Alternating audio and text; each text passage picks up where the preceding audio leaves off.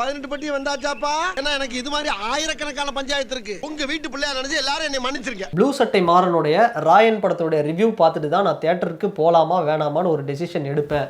இல்லை மீம் பேஜஸில் சில பேர் போடுற அந்த மீம்ஸை பார்த்துட்டு தான் ராயனை போய் பார்க்கலாமா வேணாமான்னு நான் ஒரு முடிவு எடுப்பேன் அப்படின்னு நீங்கள் ஏதாவது யோசிச்சுட்டு இருந்தீங்கன்னா தயவுசெய்து ராயன் படத்தை போய் தியேட்டரில் பார்க்காதீங்க அப்படின்னு தான் சொல்லுவேன். ஏன்னா ஒரு தனுஷ் அப்படிங்கிறவர் ஒரு நடிகர் அப்படிங்கிறதையும் தாண்டி ஒரு இயக்குனராக அவர் போட்டிருக்கிற அந்த உழைப்பு அப்படிங்கிறது ஒரு மிகப்பெரிய ஒரு உழைப்பு அப்படின்னு சொல்லலாம். ஒரு கட்டத்தில் வந்து இந்த படம் பார்க்கும்போது செல்வராகவன் அவருடைய புதுப்பேட்டை மாதிரி, இல்லை வெற்றிமாறன் அவருடைய வடச்சென்னை மாதிரி, லோகேஷ் கனகராஜோட படம் மாதிரி ஒரு ராவான ஒரு ஃபீல் கிடைக்கும்.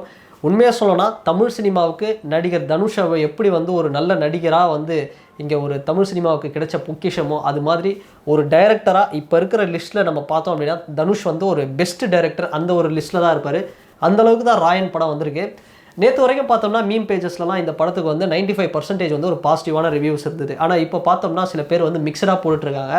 ப்ளூ சட்டை மாறினவருக்கும் அவருடைய ரிவ்யூவில் பார்த்தோம்னா வேணும்னே சொல்கிறது, அதாவது படம் வந்து சூப்பராக வந்திருக்கு, இது வந்து சூப்பர்னு எல்லார் மாதிரியும் நம்ம வந்து அப்படியே சொன்னோம் அப்படின்னா இதுக்கு வந்து எப்படி வியூஸ் வந்து நம்ம சேனலை பார்க்க வைக்கிறது. அதனால் வந்து இந்த படத்தை வந்து அப்படியே ஆப்போசிட்டாக சொல்லுவோம். ஃபார் எக்ஸாம்பிளுக்கு வந்து மீம் பேஜஸ்லேயும் இந்த ப்ளூ சட்டை மாறன் இவரை மாதிரியான ரிவ்யூவர்ஸ் என்ன பண்ணிட்டு இருக்காங்க அப்படின்னா வேணும்னே இந்த படத்தை வந்து நெகட்டிவாக வந்து சொல்லிட்டு இருக்காங்க. குறிப்பாக இந்த படத்தோட ப்ளஸ்ஸே வந்து பார்த்தோம்னா செகண்ட் ஹாஃப் தான். ஆனால் இந்த செகண்ட் ஹாஃபே வந்து அப்படியே செகண்ட் ஹாஃபே நல்லா இல்லை, ஃபர்ஸ்ட் ஹாஃபே வந்து பரவாயில்ல அப்படிங்கிற மாதிரி சொல்லிட்டு இருக்காங்க. உண்மையாக சொல்லணும்னா இந்த படம் நான் ஒரு ஆடியன்ஸாக நான் வந்து பார்க்கும்போது இந்த படம் ஸ்டார்டிங்கில் ஒரு 30 நிமிஷம் ஆல்ரெடி இதுக்கு முன்னாடி வந்த படங்கள் சில படங்கள் பார்க்குற மாதிரி இருந்தது. ஆனால் அதுக்கப்புறம் அந்த 30வது நிமிஷத்துக்கு மேலே இந்த படம் கம்ப்ளீட்டாக வந்து வேறு ஒரு ஜேனரில் வந்து நம்மளை ஒரு வேறு லெவலில் ஒரு சம்பவமாக வந்து கொண்டு போச்சு. இந்த படத்தோட இன்டர்வல் பிளாக்காக இருக்கட்டும், இன்டர்வல் பிளாக்குக்கு முன்னாடி வந்த சில அந்த லவ் போர்ஷன்ஸாக இருக்கட்டும், சில சாங்ஸாக இருக்கட்டும், இது எல்லாமே செம்மையாக இருந்தது. செகண்ட் ஹாஃப் பார்க்கும்போது எஸ்ஜே சூர்யாவும் தனுஷும் பேசுகிற அந்த விஷயத்துலேருந்து கிளைமேக்ஸ் வரைக்கும், ஸோ இன்டர்வல் ஆரம்பிச்சதுலேருந்து கிளைமேக்ஸ் வரைக்கும் திகுன்னு வந்து படம் அவ்வளோ சூப்பராக போயிட்டு இருந்தது. உண்மையாக தனுஷ் கண்டிப்பாக நம்மளை மதித்து வந்து ஒரு 150 ரூபா கொடுத்து ஒரு 200 ரூபா கொடுத்து ஆடியன்ஸ் வந்து தியேட்டருக்கு வராங்கன்னா அவங்கள கண்டிப்பாக நம்ம டிசப்பாயின்மெண்ட் பண்ணக்கூடாது அப்படிங்கிற மாதிரி ஒரு விஷயத்தை பார்த்து எழுதி கஷ்டப்பட்டு பண்ணியிருக்காரு. ஆனால் ப்ளூ சட்டை மாறன் மாதிரி ஆட்கள் என்ன சொல்கிறாங்க அப்படின்னா என்ன ஸ்க்ரீன் ரைட்டிங்கே சரியில்லை, படத்தில் ஸ்க்ரீன் பிளே வந்து கொஞ்சம் சொதப்பிட்டாருங்க தனுஷ் அப்படின்னு. தனுஷ் என்ன பண்ணிருக்கணும்னா ராயன் படம் ஸ்கிரிப்ட் எடுத்துகிட்டு போயிட்டு ப்ளூ சட்டை அவர்கிட்ட போயிட்டு கேட்டிருக்கணும் இந்த மாதிரி எப்படிலாம் பண்ணலாம். ஏன்னா அவர் ஒரு படம் எடுத்த பெரிய எக்ஸ்பர்ட் ப்ளூ சட்டை மாறன். அவர் எடுத்த படம் பார்த்தோம்னா இன்றைக்கு வரைக்கும் எந்த ஓடிடி பிளாட்ஃபார்ம் வாங்கியிருக்காங்க, சேட்டலைட் ரைட்ஸ் எந்த டிவி வாங்கியிருக்காங்க, தியேட்டரில் கூட எந்தெந்த தேட்டர்லாம் அவர் ரிலீஸ் ஆனப்போ பெரிய தேட்டர்லாம் வந்து போட்டாங்களா இல்லையா அப்படிங்கிற லெவலுக்கு வந்து அவர் படம் வந்து இருந்தது. ஸோ அப்படிப்பட்ட ஒரு லெஜெண்டு அவர்கிட்ட வந்து தனுஷ் போய் ஒரு ஐடியா கேட்டிருந்தா மேபி ப்ளூ சட்டை மாறனுக்கு பிடிச்ச மாதிரி இந்த படம் இன்னும் சூப்பராக வந்திருக்கலாம்னு நினைக்கிறேன். ஸோ அந்தளவுக்கு அதுதான் சொல்லணும்னா தனுஷ் வந்து ஒரு டைரக்டராக பார்த்தோன்னா இப்போ இருக்கிற பெஸ்ட் டைரக்டர்ஸில் ஒரு டாப் லிஸ்ட்டில் இருப்பார். ஏன்னா இது மாதிரியான ஒரு டைரக்டர் தான் தேவை. இப்போ இருக்கிற யங்ஸ்டர்ஸ், இப்போ இருக்கிற காம்படிட்டர்ஸ் டைரக்டர்ஸ்க்கும் டஃப் கொடுக்குற லெவலில் தான் இந்த ராயனோட ஸ்கிரிப்ட் வந்து இருக்குது. மெயினாக சில பேர் வந்து நெகட்டிவாக போடுற விஷயம் துஷாராவோட கேரக்டர்ஸாக இருக்கட்டும், இந்த படத்தில் வர இந்த படத்தோடைய மொத்தமாக ராயனோட அவுட்டுங்கிறத நெகட்டிவாக சொல்லிட்டு இருக்காங்க. ஆனால் கம்ப்ளீட்டாக படம் வந்து ஒரு சூப்பரான படம் அப்படின்னு தான் சொல்லணும். ஸோ அந்த மாதிரி தனுஷ் வந்து பார்த்தோம்னா ஒரு பெஸ்ட் டைரக்டர். உதாரணத்துக்கு எடுத்துக்கணும்னா இந்த மாதிரி ஒரு டைரக்டர் தான் தேவை. ஏன்னா ஒரு டைரக்டர் அப்படிங்கிறது ஃபார் எக்ஸாம்பிள் லோகேஷ் கனகராஜும் அவரை எடுத்துக்கிட்டோம் அப்படின்னா மாநகரம் வந்து இப்போ வரைக்கும் வந்து லாஸ்ட்டாக அந்த லியோ வரைக்கும் அந்த ஒரே யூனிவர்ஸ்குள்ளே தான் வந்து போயிட்டுருக்கு. ஸோ இதே மாதிரி தான் வந்து கதை இருக்குது. ஆனால் அவர் அதை தாண்டி வேறு ஒரு படம் வந்து ஒரு புது ஜேனரில் பண்ணணும்னாலும் அவரால் பண்ண முடியும். ஸோ ஆனால் இன்னும் அது மாதிரி நம்ம பண்ணி பார்க்கலாம். ஆனால் தனுஷ் பார்த்தோம் அப்படின்னா அவருடைய ஃபஸ்ட்டு படம் ஒரு டைரக்டராக பவர் பாண்டி அப்படிங்கிற படம். அந்த படம் கம்ப்ளீட்டாக பார்த்தோம்னா ஒரு யூ சர்டிஃபிகேட் படம். ஃபேமிலியோட குழந்தைங்களோட அழகாக உட்காந்து பார்க்குற மாதிரி இருக்கும். அதில் வர சாங்ஸாக இருக்கட்டும் எல்லாமே வந்து வேறு மாதிரி இருக்கும். ஆனால் இந்த படம் கம்ப்ளீட்டாக வேறு ஜேனர். இந்த விஷயத்தை வந்து யாரெல்லாம் இதில் வந்து பண்ணக்கூடிய அளவுக்கு எக்ஸ்பர்ட் பார்த்தோன்னா சங்கர் சார் இது மாதிரியான ஒரு விஷயத்தை வந்து சூப்பராக பண்ணுவார்.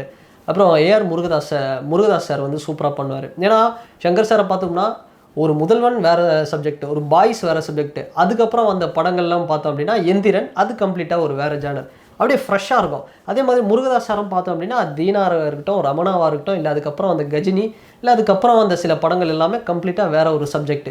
ஸோ இது மாதிரி வேறு ஜேனர்ஸில் வந்து படம் பண்ணக்கூடிய ஒரு டைரக்டர் தான் வந்து எப்பவுமே. ஆனால் இந்த விஷயத்தை வந்து கமல் சார் வந்து ரொம்ப சூப்பராக பண்ணுவார். அவருடைய படம் மெஜாரிட்டியாக வேறு யாராவது சுரேஷ் கிருஷ்ணா இல்லை வேறு ஏதாவது டைரக்டர்ஸ் வந்து டைரக்ஷன் பண்ணாலும் அவருடைய படம் அவருடைய கதைங்கிறது அது அவருடைய கதையாக இருக்கும். உதாரணத்துக்கு வந்து அவருடைய படங்கள் நிறைய படங்கள் நம்ம எடுத்துக்கலாம். தசாவதாரமாக இருக்கட்டும், விஸ்வரூபமாக இருக்கட்டும், இதெல்லாமே ஒரு ஜேனரில் வேறு மாதிரியான ஒரு சப்ஜெக்டில் வந்து இந்த படங்கள் வந்து வந்துக்கிட்டே இருக்கும். ஸோ அந்தளவுக்கு ஒரு இயக்குனராக ஒரு கமல் சாருக்கு அடுத்தபடியாக ஒரு டாப் ஹீரோ, ஒரு பெஸ்ட் டிரெக்டராக ஒரு ஃபார்ம் ஆகிட்டு இருக்கிறாரு தனுஷ் அப்படின்னே சொல்லலாம். அதுதான் பவர் பாண்டிக்கும் இப்போ வந்திருக்கிற இந்த ராயனுக்கும் பார்த்தோம்னா அது அந்த படத்தை எடுத்த தனுஷா தான் இந்த படத்தை வந்து டைரக்ஷன் பண்ணாரா அப்படிங்கிற மாதிரி ஒரு ஃபீல் தரும். ஏன்னா பவர் பாண்டி கம்ப்ளீட்டாக வேறு சப்ஜெக்ட், இது வேறு சப்ஜெக்ட். அது யூ சர்டிஃபிகேட்டு, இது கம்ப்ளீட்டாக ஏ சர்டிஃபிகேட்டு. அதில் ஒரு துளி வயலன்ஸ் இருக்காது, இது ஃபுல்லாகவே படம் வந்து வயலன்ஸாக இருக்கும். ஸோ இந்த ஒரு வெரைட்டி தான் இன்றைக்கி வந்து ஆடியன்ஸ்க்கு தேவைப்படுது அப்படின்னே சொல்லலாம். ஏன்னா நிறைய இன்றைக்கி வர டைரக்டர்ஸ் வந்து அவங்களுடைய அந்த ஒரு யூனிவர்ஸ் தாண்டி, ஏன்னா அது வந்து ஒரு பிஸ்னஸ் மார்க்கெட்டிங் அப்படிங்கிற ஒரு விஷயமும் இருக்கலாம். ஸோ அதனால் அந்த ஒரு யூனிவர்ஸ்குள்ளேயே போதும் அப்படிங்கிற மாதிரி பண்ணிட்டுருக்காங்க. ஆனால் தனுஷ் தனக்கு வந்து எவ்வளோ ஒரு ஃபேமிலி ஆடியன்ஸ், கிட்ஸ் இவ்வளோ ஃபேன்ஸ் இருந்தோம்.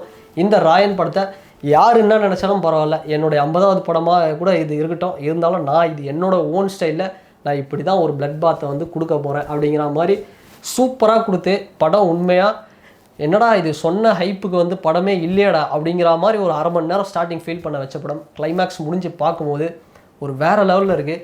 ஒரு முக்கியமாக ஒரு சில விஷயம்லாம் ஒரு டீகோட் பண்ணி பார்த்தா தெரியும்.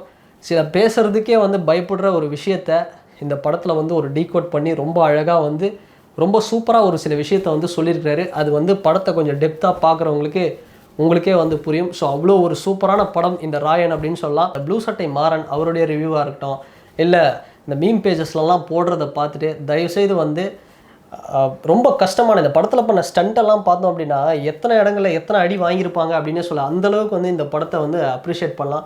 அவ்வளோ ஒரு ஹார்ட் ஒர்க் பண்ணியிருக்கிறாங்க. ஸோ அப்படிப்பட்ட ஒரு படம், ஒரு நல்ல படம். எனக்கு தெரிஞ்ச மகாராஜாவுக்கு அப்புறம் இப்போ ரீசெண்டாக தமிழ் சினிமாவில் வந்து ஒரு நல்ல படம். இந்தியன் 2 எதிர்பார்த்த அளவுக்கு இல்லை. அது வந்து பாக்ஸ் ஆஃபீஸ் ரீதியாகவும் சரி, விமர்சன ரீதியாகவும் ஒரு பெரிய ஒரு நெகட்டிவ்ஸை வந்து கிரியேட் பண்ணிச்சு. அது நம்ம ஒத்துக்கணும். கமல் சாராக இருந்தாலும் அதை நம்ம ஒத்துக்கணும். ஆனால் இந்த படம் ராயன் ஒரு பெஸ்ட்டான ஒரு சம்பவமாக, மகாராஜாவுக்கு அடுத்தபடியாக, மகாராஜாவுக்கு லெவலுக்கு இல்லைனாலும் மகாராஜாவுக்கு அடுத்தபடியாக ஒரு நல்ல ஒரு படம் தமிழ் சினிமாவில் வந்திருக்குன்னா கண்டிப்பாக வந்து ராயன் படத்தை சொல்லலாம். ஸோ இந்த படத்தை வந்து தயவுசெய்து தியேட்டரில் போய் பாருங்கள். அதனால் யாராவது சொல்கிற இந்த மீம் பேஜில் இந்த ப்ளூ சட்டை மாறன் மாதிரியான ரிவ்யூவர்ஸ்லாம் சொல்கிறத கேட்டுட்டு இந்த படத்தை வந்து பார்க்காம இருக்காதீங்க. அவங்களுக்கே தெரியும் அது வந்து இந்த படம் அப்படிங்கிறது பெஸ்ட்டு அப்படின்னு. ப்ளூ சட்டை மாறனுக்கே தெரியும் இந்த படம் வந்து சரியான படம், சூப்பர் படம் அப்படின்னு. வேறு வழி இல்லாமல் சரி வியூஸ் வரணும் அப்படிங்கிறதுக்காக கொஞ்சம் ஆப்போசிட்டாக சொன்னால் தான் வந்து நம்ம வீடியோவை பார்ப்பாங்கன்றதுக்காக அவர் அப்படி சொல்லிட்டு இருக்காரு. ஆனால் பெஸ்ட்டான ஒரு படம். போய் உக்காந்தீங்க அப்படின்னா உங்களுக்கு சினிமா ரொம்ப பிடிக்கும், சினிமா வந்து நான் மதிப்பேன். ஸோ அதனால் முடிஞ்ச அளவுக்கு இந்த படத்தை போய் தியேட்டரில் பாருங்கள். பார்த்துட்டு அதுக்கப்புறம் வந்து உங்களுடைய விமர்சனத்தை வந்து நீங்கள் வந்து சொல்லுங்கள்.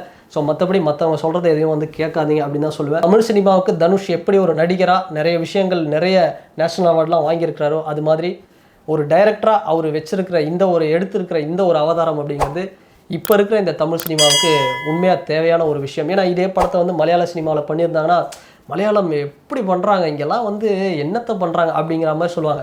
ஏன்னா நம்ம ஆட்களுக்கு என்னென்னா தமிழ் சினிமாவில் யாராவது ஒரு பெஸ்ட்டு படம் கொடுத்தா அதை போய் பார்க்க மாட்டாங்க. அதை வந்து பார்க்காமலே வந்து நெகட்டிவாக யாருன்னா சொல்கிறத கேட்டுட்டு படம் நல்லா இல்லை அப்படின்னு சொல்கிறது. ஸோ அதனால் யாராவது ஒரு நடிகர் மேலே வந்து தனிப்பட்ட ஒரு விமர்சனம் இருந்ததுன்னா அவங்கள வந்து எப்படி நெகட்டிவாக க்ரியேட் பண்ணலாம், அவங்க படத்தை எப்படி அழுத்தலாம் அப்படிங்கிற மாதிரி தான் வந்து சில வேலை இங்கே நடந்துகிட்டு இருக்கு. அதனால் தனுஷ் அவர்களுடைய இந்த ஒரு டைரக்டர் அவதாரம், இயக்குனர் அவதாரம் அப்படிங்கிறது இப்போ இருக்கிற தமிழ் சினிமாவுக்கு ஒரு பாசிட்டிவான லைனில் வந்து கொண்டு போகிறதுக்கு ரொம்ப ஒரு பெரிய ஒரு யூஸ்ஃபுல்லாக இருக்கும். ஸோ அந்தளவுக்கு அவருடைய உழைப்பு அப்படிங்கிறது இந்த படம் ராயன் பார்க்கும்போதே உங்களுக்கு வந்து தெரியும். அண்ட் ஃபைனலி இந்த வீடியோ உங்களுக்கு பிடிச்சிருந்ததுன்னா, ராயன் படம் யாராவது பார்த்துருந்தீங்கன்னா உங்களுடைய கருத்துக்களை வந்து இந்த கமெண்ட் செக்ஷனில் பதிவிடுங்க. அண்டு வேறு ஒரு வீடியோவில் வேறு ஒரு கண்டென்ட்டில் நான் உங்களை பார்க்குறேன். பாய்.